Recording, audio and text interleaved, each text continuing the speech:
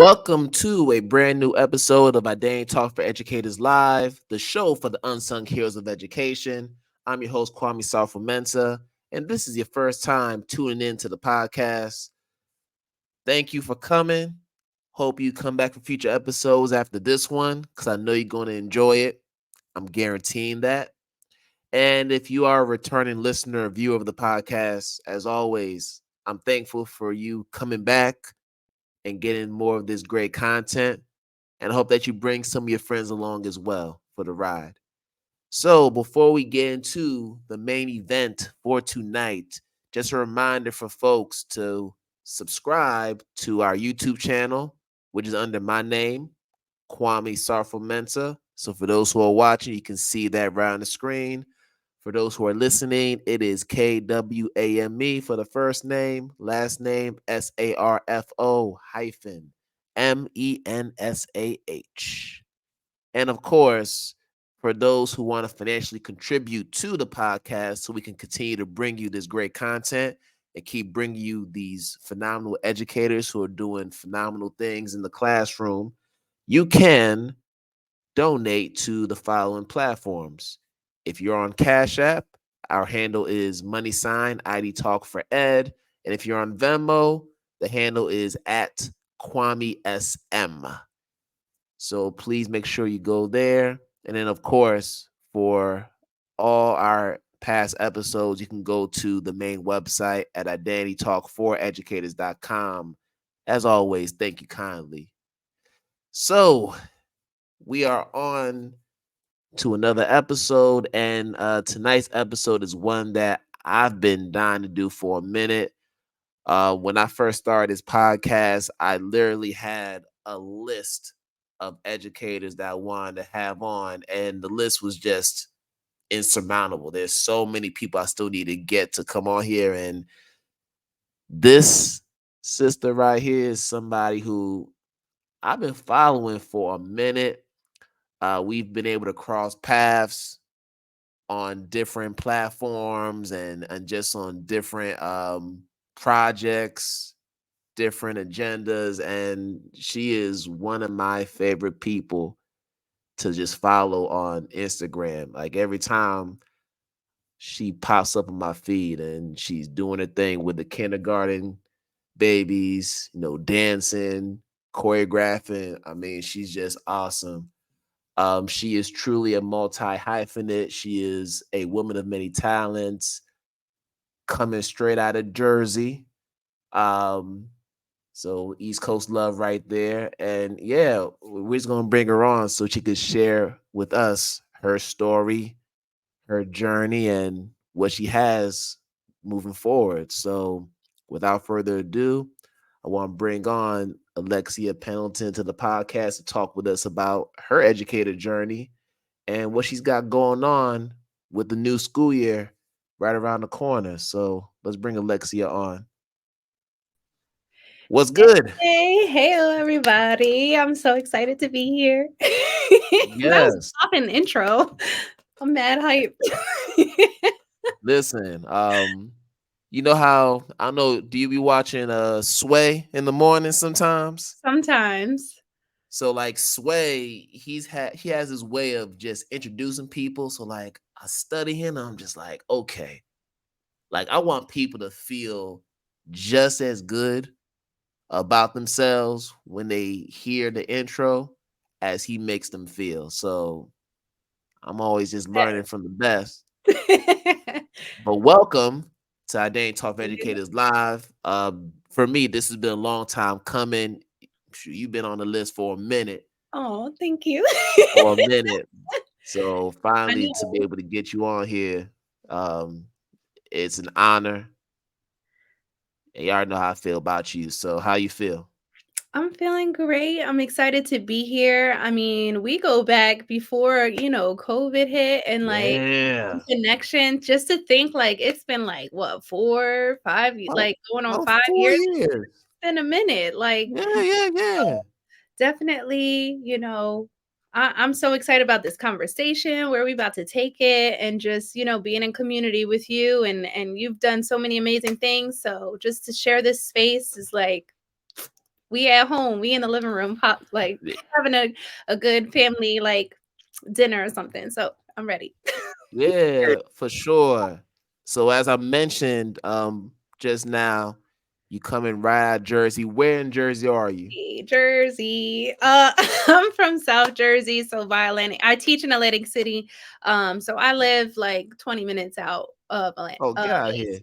You So I'm practically you practically in Philly. See, I'm a yeah. Temple alum, so we had a lot of people from South Jersey, like Camden. Okay.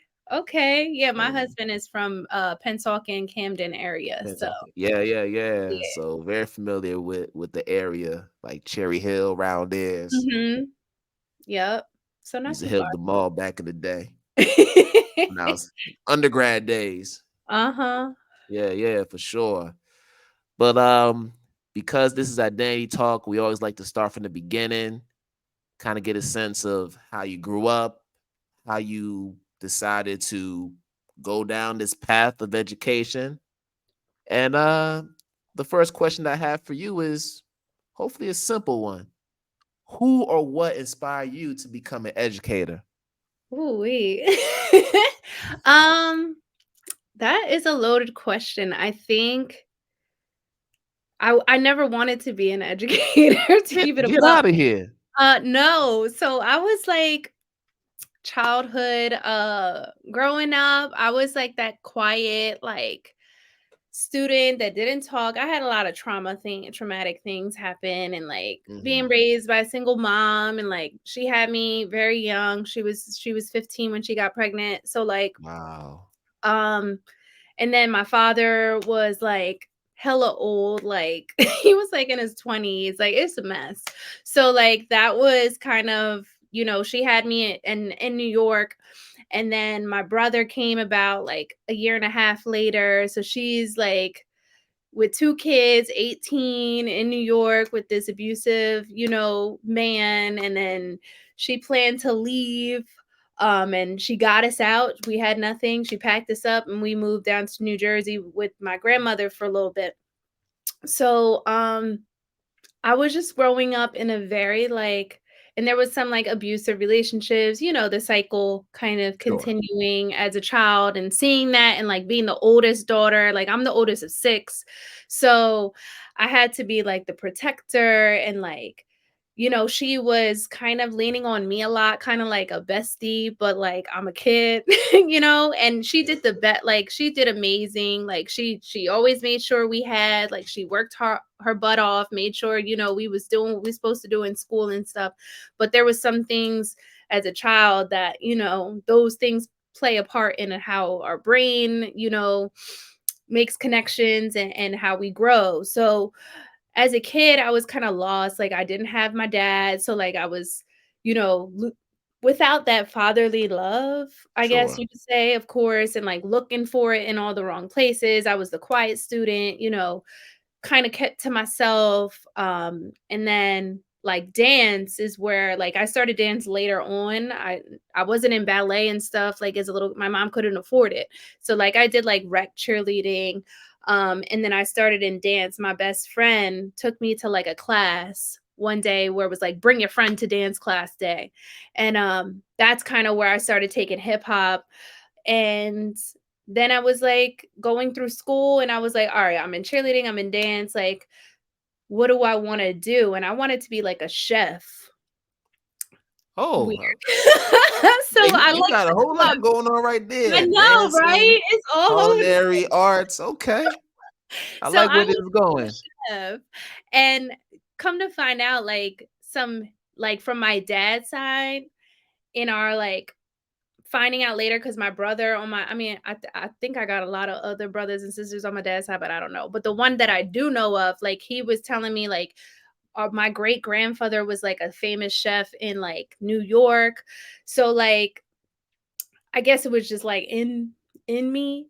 But then I didn't really want to do it. Like I enjoyed it, but it was like not what I wanted to do with my Mhm. life. And then I took a psych class in high school and I was like, "Oh, snap. Like I love learning about the brain and why people do what they do and like coming from trauma." So I was like, "All right, I want to be a child psychologist." Like I was always good with kids cuz obviously I had mad kids in the house.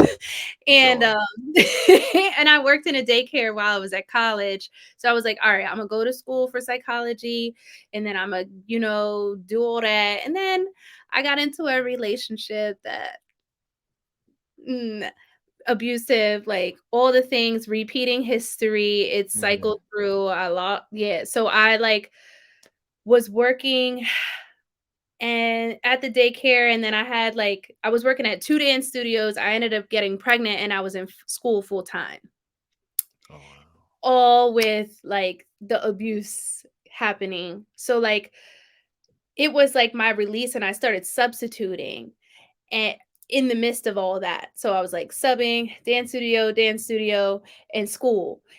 And then it was like the kids, like, I don't Mm. know, there was something about it that I just felt like if That's I smart. could incorporate dance, my love for dance, my love for the brain and how like the psychology behind it, and then like engaging the students with those things and like being able to teach these creative lessons, like because I'm a creative at heart. Like that was I guess the gene that I got. My brother is like hella smart, he's a lawyer, and like my other brothers are still in high school and like elementary school right now, and my sister is like a free spirit, she's in Miami living her best life.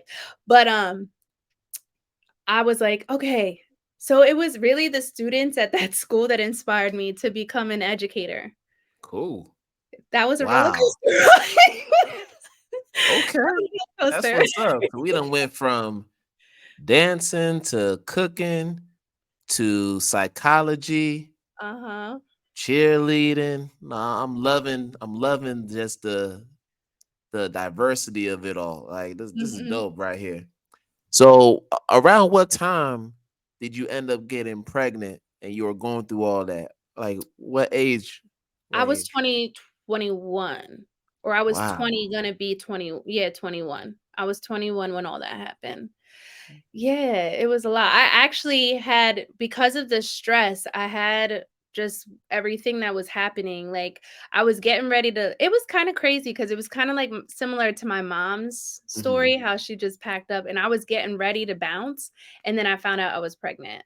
So like it was just like, all right, I'm gonna try to make it work like for my kid and all of that. But I knew like I had to stay focused on school, like my job and at the dance studios. And like I started working at a dance studio when I graduated high school.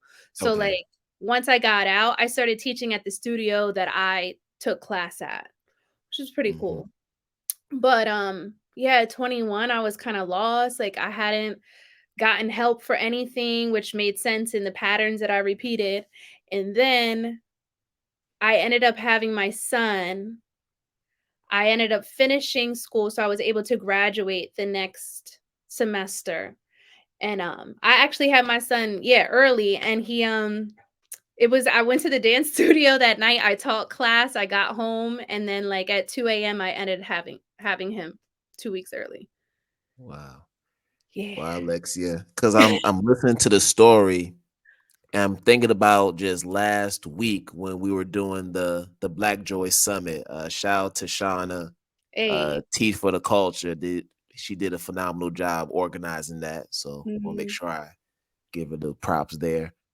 And I remember you saying, like, I'm trying to work on being more confident in myself. And hearing your story and the trauma that you went through, I can see how that's been an evolution in itself, trying to put the pieces together, going through relationships that were abusive, trying to figure out how you were going to navigate life personally, professionally. So I'm interested in knowing, as you think about the past traumas and just the journey that you've traveled, at what point did you decide, I need to do something about this? I'm a mother, I'm a wife, I need to prioritize me, my mental health. So was it just an epiphany, or was it like a defining moment that just said, "Nah, this is it. I need to make this happen right now"? Oh, that's another loaded question. But Hey, take your time. we dynamic over here. So, I noticed that during the pandemic, I was stripped of everything that made me who I was. So, like, studio shut down, teaching shut down, the gym that I teach at shut down, Oh, both wow. gyms closed. So you talk about everything that made me who I was got taken away. Uh, Mm. so I couldn't like, and I did some like online like free classes, but it wasn't, the feeling that you Not the get when same. you're in the building with like that Yeah. energy, you can't always replicate that online. So that's when I started to notice, like, me drop like, I've always had anxiety and, like, depression, but that's when it, like, took another level. But then once everything started going back up, like, I was in the swing of things, but I always had, like, my moods dip, like so I Mhm. started to track it. And come to find out, like, this past year, it was, like, really bad, and, like, obviously, like, I'm pushing through for everybody, like, those things give me, like, hope and joy to keep pushing, like, my kids and stuff, but my husband was the one that really saw, like, me in, like, that truest, rawest, like, form. And Yeah. it was to the point where I'm like, "Yo, this is not like." My body was aching. There would be days where I couldn't leave the room, like, I was sleep like, I felt like I would sleep for, like, 10 hours and felt like I only got, like, 2 minutes of sleep. So I'm like, Oh, "Yo, what is going?" Like, my body is shutting down, like, I'm young, like, I shouldn't be feeling like this. I'm getting migraines all the time. So I was like, "Alright, Imma go to the doctor, like, I'm gonna get blood work done, and, like, I'm gonna see what's going on because I don't feel like." And there was some things at work, like sometimes I feel like I suppress my voice a lot, or when I do speak out, like it's obviously it's gonna be a problem. Like if I'm trying to speak some truth and then y'all always got an issue. So I was like mhm. battling all these things mentally. And again, it goes back to my childhood, like being quiet, like not feeling like you can say anything, like being the person that has to take the brunt of everything so everything else would be okay. Like I've internalized that. So I finally was like, yo, I gotta go to therapy.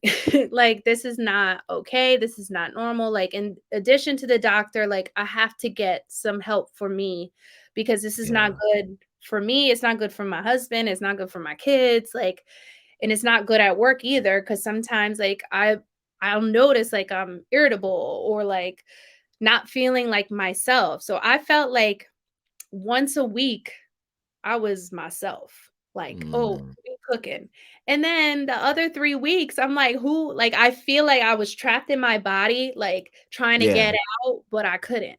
So, after, like, doing some work with the therapist, and tracking my cycle, I ended up, finding out that I suffer from something called PMDD. So, like, PMS, like, with your period and your cycle and all that? Yes. Well, PMDD is more extreme where your levels in your brain completely like deplete. So it's like Oh, you have wow. no like serotonin and the oxytocin like completely crash. And then it's like 1 week out of the month you're normal and then like your cycle like controls these things. So like now after learning more about it, like it is hard because sometimes it's like it's out of nowhere, like, it's just like I'm in the dip phase right now, and the other day, I was talking to my husband, and now, like, I'm cognizant of it. So I'm like, "Yo, Mm. I know," like he's like, "What's going on with you?" Like, so he's starting to see that too, like, and it's like, I don't know what's wrong, like, I feel sad, like, hopelessness, and I've been taking, like, vitamins now, I've been researching, like, doing the more natural approach. Sure. It's been helping. But yeah, with the therapy and the vitamins and, staying busy and like actively exercising, things like that help me throughout the path. Well, Yeah. and I appreciate you for being so transparent about that part of your journey because one thing about social media, people see certain images and they believe that's how it is all the time. Like they'll see you dancing with your kindergarten babies. They'll see you doing some choreographed routines, doing your thing there. But another thing that you also do is you show signs of vulnerability.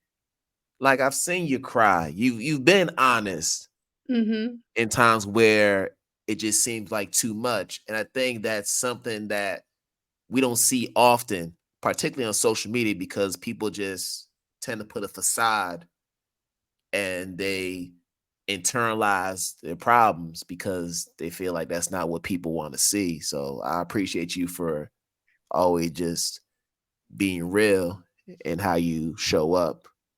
Gotta keep it real, cause if Yeah, not and you never know who can listen to your story and be like, "Yo, I'm experiencing that too," and, like, right. be like a support system because there's other women that probably are experiencing this. And I think me trying to get a handle of what's going on before I kind of start to speak out on my experience with PMDD.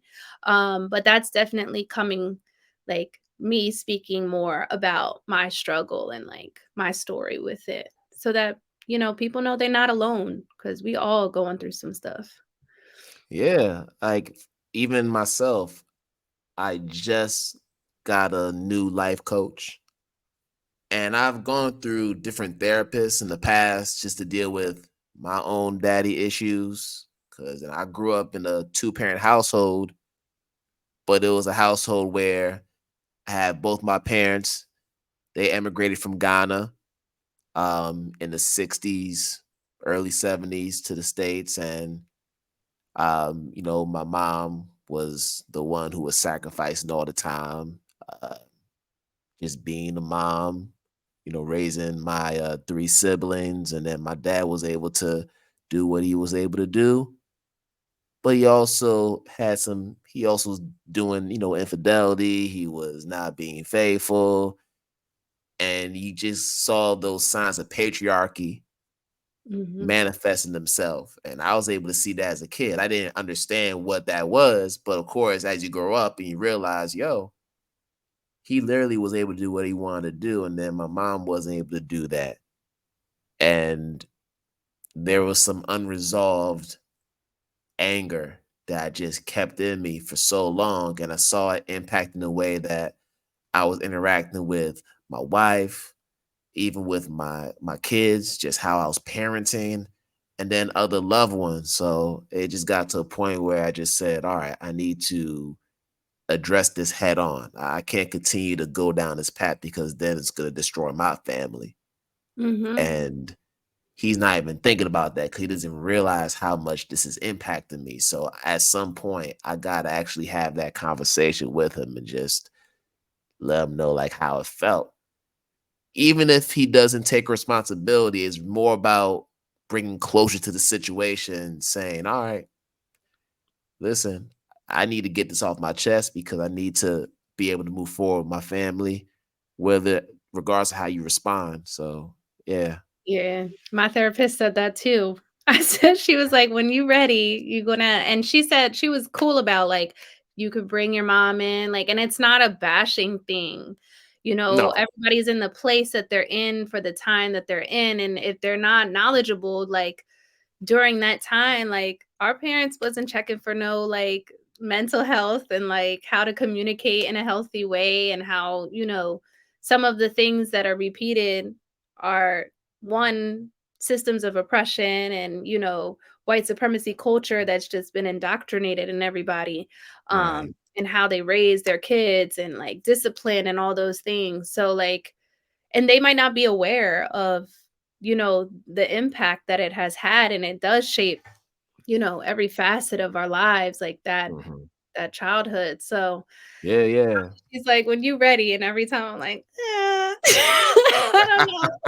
I don't know. I'm not ready yet." Yeah, but you definitely know when you are ready. It just you just feel it. You just know like, all right, this is a good time to move towards that step. But you got to know it though. You got to know when you're ready for sure. Yeah. Yeah. Thanks. But you know what? Let's talk about dancing, right? Yeah. Let's lighten the mood a little bit. We've been talking a lot about Just a little trauma and bit. stuff, it's important. People need to know how we need to address it just as educators because we carry it. Mhm. Um, and that's just the nature of our job. We're so selfless. We prioritize the kids there in our classrooms that we, to a fault, decenter ourselves and don't take care of ourselves. But you do that through dancing. So I do want to talk about choreography. Yeah. Um, I'm more of a two-stepper, but I got some moves myself. You know what I'm saying? We take what we. But I'm interested in knowing because you teach during the day, but evening time you are running dance classes and you're doing choreography with other folks. So how has your work in choreography impacted your work as a kindergarten teacher, and then vice versa? How did those two worlds Ooh. collide for you? So I've been thinking more like critically about this and Yeah. just noticing in my practice how it shows up. So what I've been doing a lot is just thinking about like, okay, certain things that I do in the dance studio and how that like plays a part in my classroom. So like for example, like when my kids start the day, like thinking of it as a dance warm up, like we get in the body is ready, the brain is getting activated. So I wanted to think about, all right, how could I do that in the classroom? So like that's why I start the day off like from the rip. Like the kids come in, they hear the music playing, like we're dancing, we're communicating with each other. Some kids are eating breakfast. Some kids are, sitting down, reading a book. Some kids are dancing with me. We're sharing stories from the night before, or whatever they want to say, because kindergartners be just talking. But Yes, they do. but so I like to think of the correlation between, dance as an art form and, you know, the brain side of it all, and how does that trickle into, my pedagogy as a dance teacher and like with hip hop and just the culture of it. So like developing like dance circles and thinking about like when we do like the freestyle in the class, like that, like in my dance class, like that's the most one for the older kids, the most scary because they be thinking everybody's going to judge them. Mhm. But for the younger ones, like they be free. It's like the most joy filled, freeing, like liberatory thing, like that you could just feel the music and just do anything that comes to your mind and like just free of judgment, free of, you know, hostility or feeling like when you dance, those feelings of like sadness or whatever, like they'll go away just for that time. So in the classroom, like we do freestyle Friday, like and the kids we get to like finish our week off with like dancing and everybody gets to go in the center if they want to. Like I never force a kid, but usually they all want to, and it's just a way like a collective space for us to build community and just have joy and experience that. So there's a lot of things from the studio to the classroom that I try my best to like reflect on, oh, okay, this is why I do this, and it makes it easier for me as a teacher. Like in the dance studio, like I'll play music and the kids be on, like they're Yeah. talking da, da, da, da, and I'll play their song and they be on like ready to do the dance. So I'm like, all right, how can I do that in the classroom? So like I play more music, I have different cues, like different movements to help them, and just the impact on the brain for music and movement, and how not only does it help students with their learning, but it also brings that trauma brain. If kids are experiencing trauma or they're elevated or have, different things that are happening that get their brain to go completely dysregulated, those things Mhm. help to bring it down and then it allows for more learning to happen. So I think every like thing from the dance studio and the school, like how does it connect? and it connects in so many ways. So like I see it because I do it, and I have the opportunity, not just to work with kindergartners in the dance studio. Like I work with high schoolers, Right. um, and middle schoolers. So I get to that's like one of the great things is I get to see the different personalities. I get to see, what age they start to, like feel judgment and feel like Hmm. afraid, and they start to lose that confidence that they had when they were the little children. So like me thinking about, all right, what happens like in this time where y'all just like completely lose that passion and that like, yo, I'm gonna go get it regardless. Like, so Right. I've been like trying to think about that as I'm teaching in both places. But it's mad cool to like reflect on both and see how they show up. So this season, Identity Talk for Educators Live will be including ad spots for businesses, products, and events that are adding significant value to their communities. And here's the catch: you don't have to be an educator or an education based business to be a part of this. We're looking for people who are just doing great work in the community, and we want to use our platform as a way to amplify their work. So if you are an entrepreneur or you know of an entrepreneur who is doing just that, bring them in our direction. Have them reach out to us. If they want to learn more about their ad spots and how they can get themselves promoted on this platform, they can contact myself, Kwame at identitytalkforeducators.com. I'll say it one more time. It is Kwame at identitytalkforeducators.com. Hope to hear from you, and let's keep on amplifying our work and building each other up. Yeah, because there's definitely a lot of parallels between the Mhm. two when you think about it, for sure. Now, you've done a lot of routines Yeah. in your A time, lot. a lot. A lot. Can you think of the most difficult one you've had to learn or choreograph? Ooh. So, um last year's dance was probably because I haven't at this new studio, like after the pandemic, I got a new studio home because the other studio I had growing up ended up closing down due to Oh COVID and man, everything. yeah. So my new studio is like pushing me a lot in the choreography space because they do competitions as well.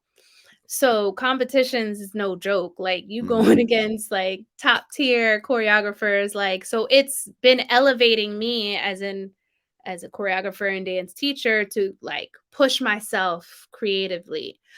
So this year I did a piece called The Community, and it was like just an ode to like 50 years of hip hop and like paying homage to that, but also like what the community has been to me, Yeah. and just like the community of educators that I've been connected to like through Instagram after COVID hit, like the community in our as a culture, like and how sometimes we want to like compete and like we need to collaborate and build each other up. So like the piece was about that and like Mm. coming together at the end. So I think that's been my like most difficult piece because it had so many different dynamics. Um and just it was a deep meaning for me. But this new piece this year for my like top um my high schoolers, but like the most advanced girls, and it's going to be really difficult. It's going to be like a piece for to Kendrick Lamar, and it's going to Ooh. focus on mental health. So Ooh. like dealing with the mental health, Yeah. becoming like finding yourself through that battle. So I think this is going to be like my hardest piece, like Mm. finding that connection and story. So yeah, I'm excited, but it's gonna Now, and it's your hardest piece because there's some personal connection to that, mhm. given Mhm. your journey, right? Yeah. And I think too for some of my students as well, like my high schoolers, like Mm. being able for them to find that space because this level, like in high school, that's a hard, you know, space to be in sometimes. Yeah. You finding yourself and you feeling all different things, and coursework be a lot, and like you don't know the future. Like it's a whole different mental space. Yeah, a lot to navigate. Yeah, so I think for them to be able to connect, and it's not gonna be, the last piece was more like we turning up, like it's like hip hop has so many different dynamics. So like this Sure. piece will be different for them because it's not like this fun, like energetic piece. It's gonna be very different. So I'm excited. I'm nervous, but excited. Right. And just based on how you're describing it, it sounds like a routine where they're going to have to emote through hmm movement, which means that they need to tap into something deep inside to really make those movements show up. Yeah. So, They're gonna yeah. need to, and that's, like, my hardest thing for pushing them, like, and I'm starting to do something different from my classroom into the dance space. Mhm. So, like, in summer classes, I started doing it because I noticed that, again, that such difference when, like, for me as a dance student when I was younger, like, dance was my way to express myself. So, like, everything, like, I wasn't the best technical dancer because I didn't have ballet and all that, but I was always known for, like, that you could feel something when I dance. Hey, So, that's like, hip hop right there. That's what it's exactly. all So about. you create that feeling, and there's so many students that lack that now. And it's like trying to take it out of them, be like, "Come on, like just like you it's inside of you, just let it go."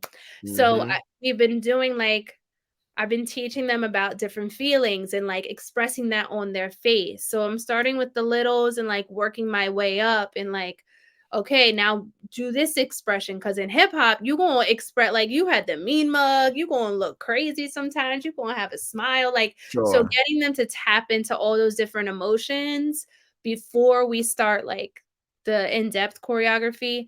So we'll see how that works. This is my first time incorporating it to our dance sessions.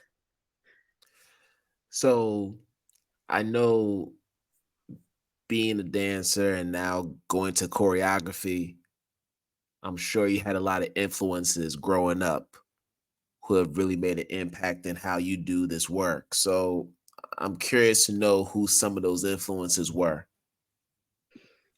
Yeah, I mean, I follow a lot of dancers, like, on Instagram, and it was actually, back when I was in high school, remember, Yeah. what was that show called? Where there was, like they was battling the different hip hop, You talking about the movie? well, You Got Served was, You like, got the served. I know You you Got got Served was served. the first one, but there was a show on MTV, and it was where the Jabberwockies it was, like, their first year, and they Oh. did it was, like, Ah. all the different dance crew it's something with crew. I don't So- know, something with I know crew. which one you're talking about. The Yeah. name is escaping me right now, but I know Uh-huh, what it's show you're right talking about. there. Imma think of it, and Imma when I'm Yeah. asleep. But so America's Best Dance Crew, there it Yes, goes. that's what it is. Yep. So, that's when I was in high school because I didn't have a lot of outside representation, like, other than listening to music. Obviously, we didn't have social media and all that back when I was in high school. Like, it was just starting out, like so when I would watch that show and I would be so inspired, like, by the different crews and, like, East Coast, West Coast, and then I would be in my room, like, doing choreography behind the closed doors, and Yeah. I ended up I was in dance, in high school, so, like, that's where I started to, like, choreograph a little bit, and I did a Mhm. piece, um, for my senior year, and it was about, like, my best friend's mom. She had cancer, and she ended up passing away, our senior year, and it was like a piece to commemorate her life, and it was, like, people on earth and, like, angels, so, like, some of the dancers were, like, regular people, and then the other ones were dancers, and, like, that show and those dancers and then Lorianne Gibson from Making It Band. So Mhm. you gotta Mhm. you gotta Shout out to her and the Boom Cats. But like that was like my representation for okay, this is where like and the Jabberwocky is just the way that they moved and like Yeah. it was dope for me. And then like I follow other like dance creators and Napoleon and Tabitha like on a the other dance show that and like Twitch like Twitch. when that show came out on, like, ABC, one of those, So You Think You Could So Dance. that you can dance on Yeah, so Fox. Yep. that came out while I was in, like, in high school, and that was like, yo, uh, amongst watching, like, dance videos and stuff like that, like, music videos, but that, like, those people, like, I was like, "Bro, they're just so creative and, like, the movement, and I don't wanna like, I wanna be inspired. I don't wanna copy what they're doing, but, like, I know I have a different flair to certain things, and I always love the storytelling behind it. So, like, Mhm. all the choreographers that tell a story, like, that's what I'm watching and learning from. Yeah. Yeah. RIP to Twitch. Yes. He was actually my favorite dancer Same. on So You Think You Can Dance. And his wife Allison too was another one too. Like, yo, like Yeah. he's And, like, nice. that was you know what? His passing was another Mental thing health. that got me into saying, "You know what? This Hmm. could be, like" you could end up because I was having those feelings, those Yeah. ideations, and when I was in my like, in my dips, like, I can feel, like, so hopeless, like, I know what's surrounding me, I know the joy and my faith and everything, but, like, sometimes you can't control what your brain is doing, so that was another push for me to, "You gotta get some help, sis." Yeah, because that was a curveball for A so lot. many people, including myself. Because he's always so happy go lucky, and you never see the Yeah, brother but upset. And then all of a uh-uh. sudden, he's gone. Like, Mhm.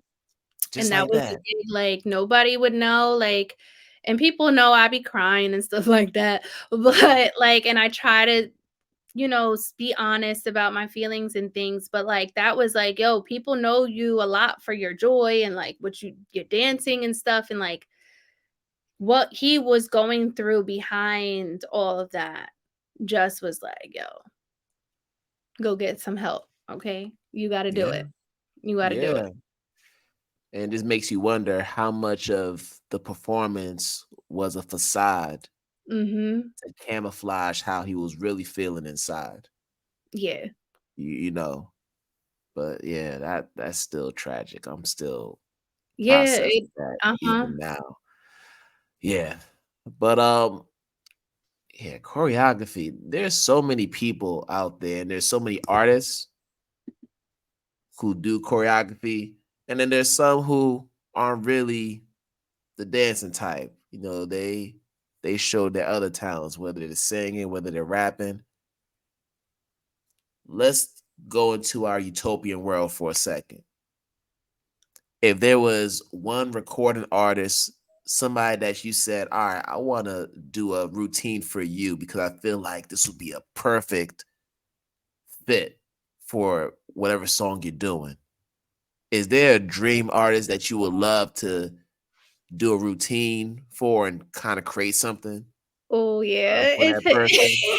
it has to be my man J. Cole. He's the Oh, he is yes. the ultimate storyteller. Like, he Love be J. telling Cole. stories and the lyricism and just, the beats behind it, like, his music, like, that's I be listening to everything, like, that's my, like all right, we gonna get in this grind like that's what I turn on. So like and he's not really known, I guess, not for having dancers, I would say.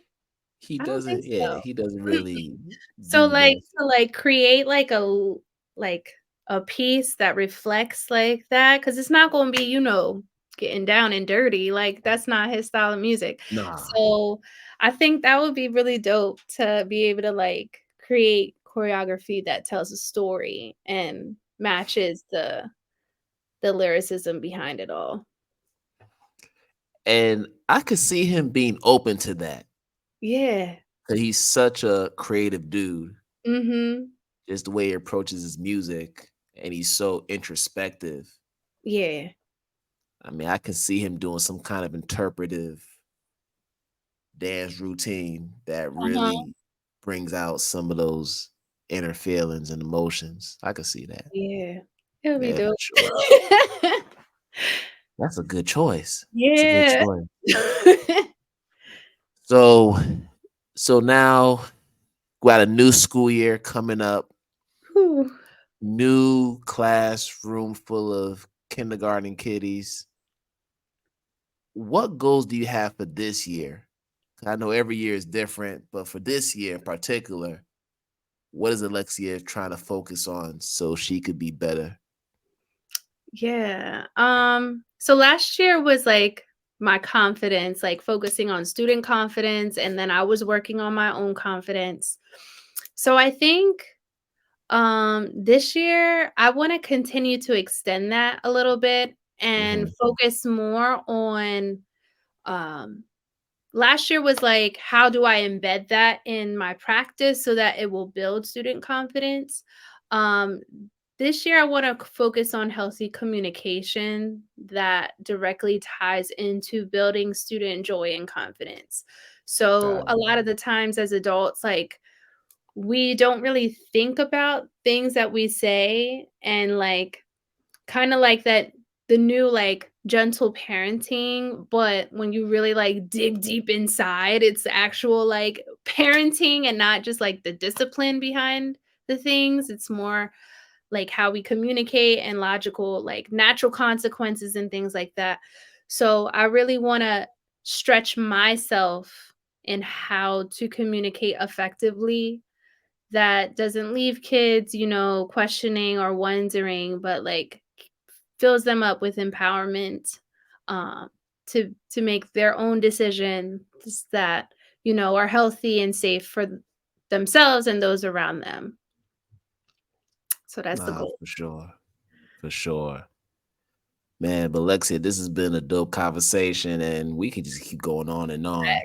Uh-huh. But at some point, we got to wrap up all this good talking. And I do have a couple questions to just close us out. Yes. First question is, how do you stay true to the teacher in you? I wanna focus and center always on love and joy in truth, and making sure that liberation is tied to all the things that I do. So making sure that I stand firm in those things, and if it doesn't bring those things, then I will make sure that I use my voice to stick up and continue doing them regardless of what the system or other people might tell me they think is the right thing. I will continue to do the best thing for my kids and myself. Uh, for real. That's what's up. And then the last question I have is, when you're hanging up your educating career, going to your retirement, moving on off to the sunset, what kind of legacy do you want to leave after your years in the classroom? How do you want people to remember you? I want people to remember me. Ooh, I'm getting emotional. um, I want people to remember that there is love and light inside of them, and that I was the teacher that focused on bringing that out and allowing the students to be authentically who they were because they saw me living in that space. Yes. Yeah. Oh, I ain't got no No tissues tissue. here. Ooh wee. Yeah, but listen, Alexia, and I know I told you this in the beginning. I've told you this off camera. It's always love between you and I. I just appreciate how you always show up with authenticity, for the babies, for yourself, for your family. It's admirable, it's commendable, it's something that we just need more of in the space. People need to see more exemplars of that. So I appreciate you. And the sentiment goes both ways, King, and I'm so blessed to be here, and I'm thankful for, our relationship. And just prayfully we'll get to meet in person one day. But Yeah, so happy for your success, and just the blessings, and your continued growth is something I look forward to watching. I appreciate that. And listen, I got a big sister that's out in Brick City, Newark. So Hey. um I don't know when I'm gonna be back stateside, but if I ever end up there, I'll let you know. Give you a Definitely. holler. Hey, For sounds sure. like a plan. Yes. And this is probably the most important question. How can people find you on social media? And I know that you're offering some services too. I know you have a website that's under construction. So yeah, let the people Yeah. know how they can connect with you. Well, you can connect with me on all platforms at The Dancer Teacher. So I'm on all the things at that website is definitely loading as I, embark on a new journey. And then I'll be involved in the Elevate conference. It's a conference for pre-K to second grade. So I'll be doing that in a few places at the end of the year, in the summertime next year. So yeah, you can find me there. Awesome. And Alexia, again, thank you so much for taking time to talk um, on this Sunday. I know that you got a week left. I'm hoping that this last week you're gonna go out with a bang and just continue to enjoy and love on your family before the new school year starts. Yes, thank you. I appreciate that. I'm gonna need that. For sure. Yeah. But I take care. You too. All right. All right, y'all. So another episode of our Day Talk for Educators Live is in the books. And listen, y'all, as always, I wish you all good morning, good afternoon, good night, wherever you are in the world. We're going to do this again another time. Peace out, everybody.